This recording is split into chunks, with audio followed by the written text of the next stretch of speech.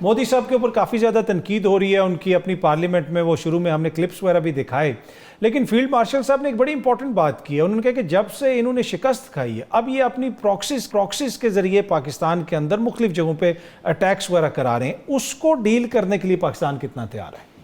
जी बिस्मिल्लाहिर्रहमानिर्रहीम। अतर भाई, thank you so much for the invite. I think ये जो प्रॉक्सीज का इस्तेमाल है ये तो पहले भी चल रहा था, लेकिन अब उसमें और ज़्यादा उन्होंने पंप इन किया है, पैसा भी उसमें शिद्दत भी लाए हैं। और उसको जो कोई भी प्रॉक्सी स्पॉन्सर जो होता है जी, उसका फंडामेंटल उसकी रिक्वायरमेंट होती है कि वो अपने क्लाइंट्स को, जिनको वो यूज़ कर रहा है, उनको लॉजिस्टिक, उनको मॉरल, उनको पॉलिटिकल और उनको जितनी भी सपोर्ट कर सकता है, इकोनॉमिक सपोर्ट ख़ास तौर पे वो पहुंचाता है जी। ठीक। अब वो प्लानिंग में भी शामिल हो चुके हैं, दे एग्जैक्टली नो। अच्छा, फिर ये कोई नई चीज़ नहीं है। अब इंडियंस ने खुद इसको कन्फेस किया हुआ कि what ever is happening in Balochistan. Doval की स्पीचेस आपके सामने है, डोवल की एप्लीकेशन है। इसके साथ डोवल की ये एप्लीकेशन तो पहले भी जारी थी, अब इसमें शिद्दत डाल दी है। डोवल में और मोदी में फ़र्क थोड़ा सा ये है अतर साहब कि मोदी ज़रा थोड़ा सा और काइनेटिक्स में बिलीव करता है। अच्छा, दैट्स वाई वो मिक्स करता है हाइब्रिड को with the conventional forces use. ठीक, घुस के मारेंगे, इस तरह की मिसाइल, एयरफोर्स का यूज करना, और फिर हर दफा उसको हजीमत उठाना पड़ता। अच्छा, ये जो आपने मोदी की बात की, अब शिकस्त तो उन्होंने खाई है और ट्रंप ने उसके बाद जो उनके साथ किया है, और अब तो उनके ऊपर टैरिफ भी लगा दिए हैं।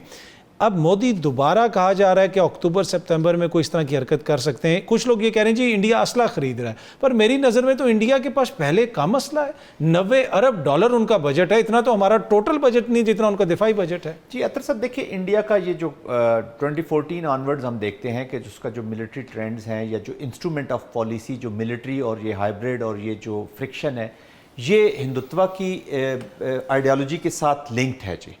उनका जो ये देखें ना, ऑपरेशन महादेव, एक मैं आपको छोटी सी एग्जांपल, महादेव, हर महादेव के नारे लगे जब मोदी साहब एंटर हो रहे थे इंडियन पार्लियामेंट में, जिसका मतलब ये है कि लॉर्ड शिवा का जो है, हे लॉर्ड शिवा, और ये वॉर क्राइज भी हैं जी उनके रहे हैं। तो एक्चुअली वो हिंदुत्व का बता रहे थे कि ये जो महादेव या जो हम काइनेटिक कर रहे हैं, ये बेसिक ऑपरेशंस हैं टू एक्सटेंड आपकी जो हिंदुत्व की जो पॉलिसी है और अखंड भारत का जो ख्वाब है, जो हिंदुओं की एक्सपेंशन होनी है इस रीजन में, ये उन ऑपरेशंस का हिस्सा है।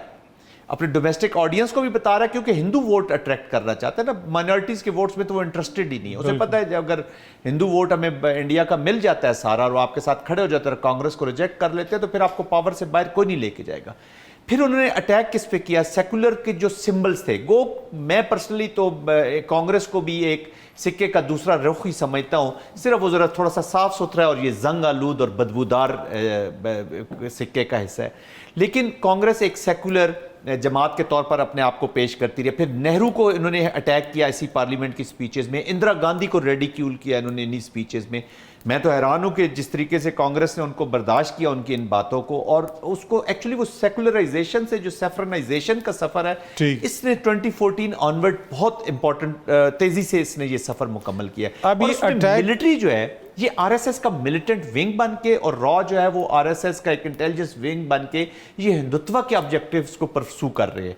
तो ये अटैक सर हो सकता है दोबारा ये ऐसी हरकत कर सकते हैं? देखिए मिलिटरीली अगर मैं देखूं, एनालिसिस करूं, और मैं ये समझता हूं कि इस वक्त उनकी एयरफोर्स या उनकी मिलिट्री शायद इस पोजीशन में नहीं है।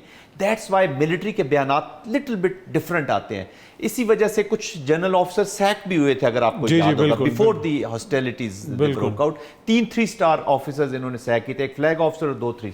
इसका मतलब है कुछ स्ट्रेटेजिक माइंड है, वो अपने आप को अभी इस काबिल नहीं समझ रहा कि अभी वो पाकिस्तान की मिलिट्री का रिस्पॉन्स दे। और सेकेंडली एक ताज़ा उनको एम्बेरसमेंट हुई है, तो वो रिकूप करेंगे, रीएड्रेस करेंगे अपनी शॉर्टफॉल, क्योंकि अगला चांस नहीं है। ये ऐसी है जैसे एक बॉक्सर पे 8 काउंट तो हो गया है, तो अगली दफा अगर उसको और एक मुक्का तेज लग गया तो वो फिर नॉकआउट ही हो जाएगा। बट ये तो है उसकी मिलिट्री की position. But with this political terrorist leadership ये कुछ भी कर सकते हैं। You can not expect rational thinking. Rational नहीं है ना। इस वक्त पाकिस्तान का सबसे बड़ा डायलेमा ही इस हिंदुत्व की एप्लीकेशन के माइंडसेट को, चैलेंज को आप कैसे मिलेंगे। हर दफ़ा ये एक इवेंट करते हैं, पिछली बार 370 इन्होंने पुश कर दिया, फिर इस दफ़ा एक इवेंट किया, और इस दफ़ा इन्होंने इंडस वाटर ट्रीटी पुश कर दी।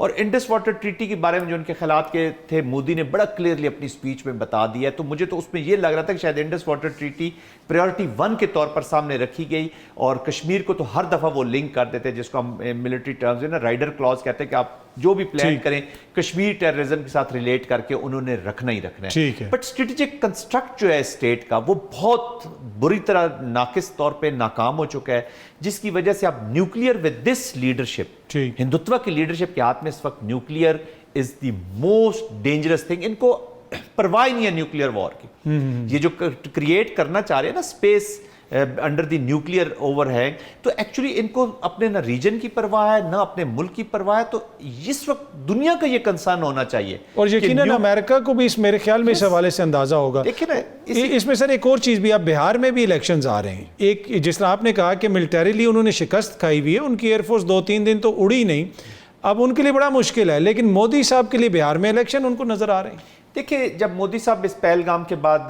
Probably if I am not wrong Rajasthan मेरे ख्याल में ये गए थे, तो इनकी जो सड़कें थी वो बहुत सुनसान सड़कें थी, किसी ने उनका इस्तकबाल उस तरह नहीं किया। That was a clear indication के अवाम के बीच में। सेकेंडली, आप ये जो सेक्रेटेरियन पॉलिटिक्स करते हैं ना जी, और रिलीजियस और रेडिकलाइज्ड किस्म की किसी पॉलिसी में आप इन चीज़ों को लाते, फॉर दैट मैटर कोई भी मुल्क को, यू सफ़र। ये इंडिया को ये दीमक की तरह खाए जा रहा है। और जो वहाँ पे सेन माइंड है, जो सेन कमेंटेटर है या जो स्ट्रेटेजिक माइंड है, जो अंडरस्टैंड करता है। देखें, पाकिस्तान बना तो हमारे पास इस्लाम, ला इलाहा इल्लल्लाह मोहम्मद रसूलुल्लाह पे हमारे पास कुछ था, वहाँ तो कुछ था भी नहीं। हिंदू कास्ट का वो वहाँ से फिक्र है, तो उन्होंने सिखों को भी उसमें मिला दिया, क्रिश्चियंस को भी मिला दिया, अपना वो शोगर। उनका जुड़ने का एक ही चीज़ थी कि सेकुलर इंडिया फॉर ऑल, उनका एक उनको जोड़ के रखने का एक ही था। अब वहां पे हिंदुत्व शुरू कर दिया, तो इसके देखे ना 25-30 करोड़ मुसलमान हैं, 17% क्रिश्चियंस हैं, दलित्स हैं। ये स्लोली एंड ग्रेजुअली आहिस्ता उनके लिए मसाइल हो रहे हैं और ये बढ़ेंगे। अच्छा, मैं इंडिया की अगर बात की जाए डोमेस्टिकली, मैं एक और चीज़ आपसे पूछना चाह रहा था कि बाजोड़ वगैरह में भी ऑपरेशन हो रहा है, वहाँ पे भी जो मिलिटेंट्स वगैरह हैं, ये भी वो सारे प्रॉक्सीज हैं जिनको भारत वहाँ पे भी स्पॉन्सर करता है। उस ऑपरेशन के ऊपर सूबाई हुकूमत के अपने तहफ़्फ़ुज़ात आ रहे हैं और उधर काफ़ी ज़्यादा ऑपरेशन होते रहे और आप गाजी भी हैं, आप ज़ख्मी भी हुए और आपको काफ़ी ज़्यादा वहाँ पे चोटें वगैरह भी लगी। क्या वहाँ पे हम काबू पा सकते हैं? ये इतना लिंगर ऑन क्यों कर रहा है ये मसला? देखिए, लिंगर ऑन इसलिए कर रहा है, एक तो बड़े प्रिसीजन के साथ इंटेलिजेंस बेस्ड ऑपरेशंस हो रहे हैं। कोई इतना लार्ज स्केल इस तरह ऑपरेशन तो हो नहीं रहा और ना प्लान्स में है। ठीक है। वहाँ पे एक तो अफगानिस्तान की सिचुएशन है जी, 21 ऑनवर्ड वहाँ पे स्टेबिलिटी नहीं आ रही है। और अफगानिस्तान की अनफॉर्चुनेटली जो इंटरम सेटअप है वो भी लिंक उसने किया हुआ है, mostly, not all but most of them have linked themselves with this war on terror कह लें, या जो टेरर फाइनेंसिंग है, या इसके साथ वो फिर 7 अरब का असला पड़ा हुआ है। अब उनके पास खाने को नहीं होगा तो वो $3000 की वेपन ही बेचेगा ना, वो चोरी करेगा, बेचेगा पूरी दुनिया में। तो उसके साथ लिंक, एक तो वो अमामिल है। दूसरा, हमारी पॉलिटिकल पोलराइजेशन का वो पूरा फ़ायदा उठा रहे हैं। देखें काज़मी साहब, इसमें let there be no doubt, मैं मिलिट्री ऑफिसर ज़रूर हूँ, हम हर दफ़ा क्लियर भी करते हैं, होल्ड भी करते हैं, अब भी कर लेंगे। आज आप कर सकते हैं, बाजोड़ को आज आप खाली कर सकते हैं, लेकिन उसके बाद जो बिल्ट का पार्ट है या जिधर सोशो इकोनॉमिक प्रॉन्ग जाना है, वो ओनरशिप लेनी है पॉलिटिकल लीडरशिप ने। War is a political activity, war is not a military, military is instrument of politics. आपने अपनी एक्सटेंड देखे ना, अगर आप कहते हैं कि जी हमने फाटा का मर्जर पे आप चले जाए, फाटा का मर्जर हो गया, उसके बाद जो चीजें रिफॉर्म्स हो रहे थे, who was stopping the governments, federal government भी, सूबाई गवर्नमेंट भी। मैं किसी पे क्रिटिक नहीं करना चाह रहा, लेकिन हम we are victim of bad governance. तो जब बैड गवर्नेंस होगी तो ये ऑपरेशंस तो फिर रोज ही होते रहेंगे। मतलब आप कह रहे हैं कि सारी जब तक सिनर्जी नहीं लाएंगे, जब तक इसको ओन नहीं करेगी, जब तक इसको लीड नहीं करेगी, सिनर्जी नहीं लाएगी। और ये नहीं हो सकता कि जैसे सर सवात में हुआ था, हमने देखा फिर सवात क्लियर हुआ तो वो उसके बाद सारी पॉलिटिकल फोर्सेस भी इकट्ठी थी। और बिल्कुल देखे ना, फौज को जब तक आपकी और अवाम जब तक इनको रिजेक्ट नहीं करेगी ना, जी आप मिलिट्री ऑपरेशन से ये मुकम्मल इन पे काबू नहीं पा सकते। अवाम का माइंड बनाना होता है लीडरशिप में। आप वोट लेते हैं, आप नुमाइंदे हैं, you have the connections, you are in every house. आपने वो सिनर्जी क्रिएट करनी है। आप ये नहीं कह सकते कि ये अभी सिनर्जी भी मिलिट्री कमांडर नहीं क्रिएट करी। Yes, military is doing a lot.